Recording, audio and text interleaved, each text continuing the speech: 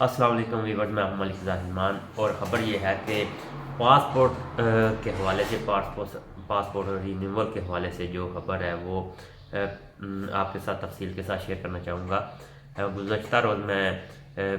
ملان consulate میں گیا اور ایک پاسپورٹ کے سلسلے میں، بلکہ اپنے پاسپورٹ کے سلسلے میں گیا، اور اس میں جو صورتحال سامنے آئی وہ یہ آئی کہ ایک تو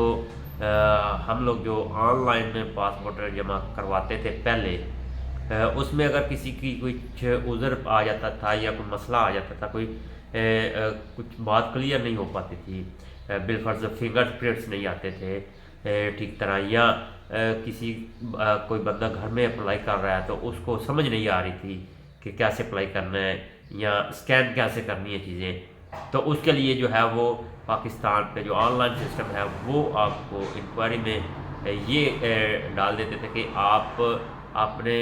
نیئرسٹ جو آفس ہے گورنمنٹ کا، جیسا کہ ملان قونصلیٹ ہے یا پھر روم ایمبیسی ہے، آپ ادھر جا کے اپنی انکوائری کروائیں، اپنے ڈاکومنٹس ساتھ لے جائیں، وہاں پہ ہمارے پاسپورٹ آفس کے نمائندے بیٹھے ہیں اور وہ آپ کو جو ہے وہ کلیئر کر دیں گے، جو بھی کسی بھی قسم کی جو سچویشن ہے اس کو دیکھ کے ڈاکومنٹس چیک کر کے انکوائری ڈال دی جاتی تھی کہ یہ جب آفس میں کوئی بھی بندہ جائے گا تو چونکہ وہ سیلف ہوگا، خود وہاں پہ موجود ہوگا، تو اس لیے سارے خدشات دور ہو جائیں گے، وہاں پہ فنگر پرنٹ بھی کلیئر آ جائیں گے، دیگر جو ڈاکومنٹیشن ہے وہ بھی ہو جائے گی، تو فیس جو اس کی ہوتی تھی وہ پے کر دی جاتی تھی، جو آن لائن اسی میں جو ہے وہ اس کو ایڈجسٹ کیا جاتا تھا کہ آپ کی انکوائری وہاں پہ موجود ہے، جا کے آپ جو ہے وہاں پہ اپنا ڈاکومنٹیشن کلیئر کروا کے اپنا رینیول جو ہے وہ درخواست ہے وہ کلیئر کروا لیں۔ لیکن اب ہو یہ رہا ہے کہ اگر اس طرح کی سچویشن بنتی ہے تو وہ ایک دفعہ، دو دفعہ، تیسری دفعہ پہ جا کے باقاعدہ طور پہ اس کیس کو، خاص طور پہ پاسپورٹ کا جو کیس آ رہے ہیں، کافی پرابلمز آ رہی ہے، اس میں پاسپورٹ کی اپلیکیشن ریجیکٹ کر دی جاتی ہے۔ اس میں دو چیزیں سامنے آتی ہیں، کیونکہ جب بھی آپ آن لائن فیس جمع کرواتے ہیں نا، تو اس میں فیس جمع کروانے سے پہلے انسٹرکشنز ہوتی ہیں کہ آپ کی فیس واپس نہیں ہوگی۔ اس کا مطلب یہ نہیں کہ واپس نہیں ہوگی تو مطلب کینسل ہو گیا تو بالکل واپس نہیں ہوگی۔ پہلے تو یہ تھا کہ آپ، جیسا کہ میں نے بتایا کہ جو طریقہ کار تھا کہ آپ جا کے ایمبیسی میں یا قونصلیٹ میں جا کے اس کو فردر جو ہے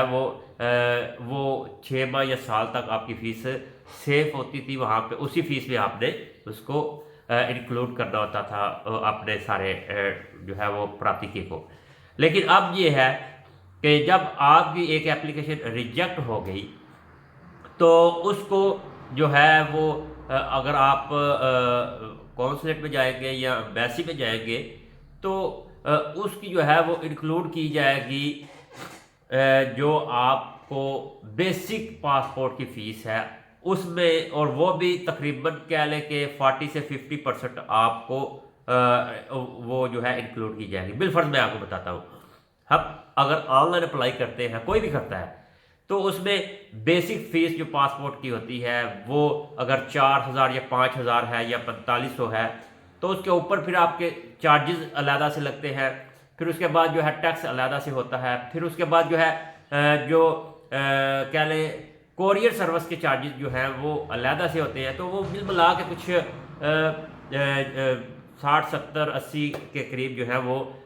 ڈفرینٹ کیٹیگریز میں بن جاتے ہیں۔ لیکن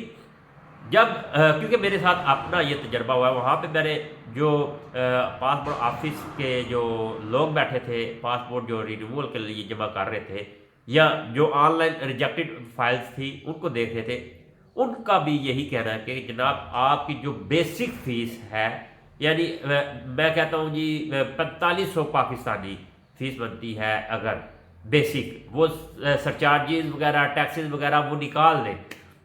وہ آپ کو نہیں ملیں گے، وہ واپس نہیں ہوں گے۔ لیکن جو بیسک ہے 4500، اس میں بھی آپ کو اگر وہ ضربے دیں گے یورو کے ساتھ تو تقریباً 10 سے 12 یورو آپ کی وہ جو پہلی فیس ہوگی اس میں سے واپس آئے گی، باقی ساری کی ساری اڑ جائے گی۔ اب وہاں پہ مسائل یہ ہے کہ قونصلیٹ میں جو بھی جاتے ہیں لوگ، کیونکہ یوز ٹو ہے کہ پہلے جو فیس ہے اسی میں ایڈجسٹ ہوگا سب کچھ، تو اب جا کے وہاں پہ جھگڑا ہو جاتا ہے، بحث و تکرار ہو جاتی ہے، یہ کیا ہے، یہ کیا ہے، یہ کیسے ہے۔ تو اس میں بتا رہا تھا کہ یہ چیزیں جو ہیں وہ مسائل سامنے آ رہے ہیں۔ اس پہ جو ہے وہ ہمارے جتنے بھی لیڈران ہیں یا جو آفس میں بیٹھے ہیں، کونسلر جنرل میلان ہیں یا امبیسڈر صاحب ہیں، ان کو اس پہ جو ہے وہ توجہ دلوانی چاہیے گورنمنٹ کو کہ یہ جو ہے وہ طریقہ کار جو ہے وہ غلط ہو رہا ہے یا درست نہیں ہے۔ کیونکہ اگر ایک مزدور جو ہے وہ ون ٹائم اپنی جو ہے وہ پیمنٹ کرتا ہے رینیول کے لیے پاسپورٹ کے، تو اگر کسی بھی وجہ سے اس کا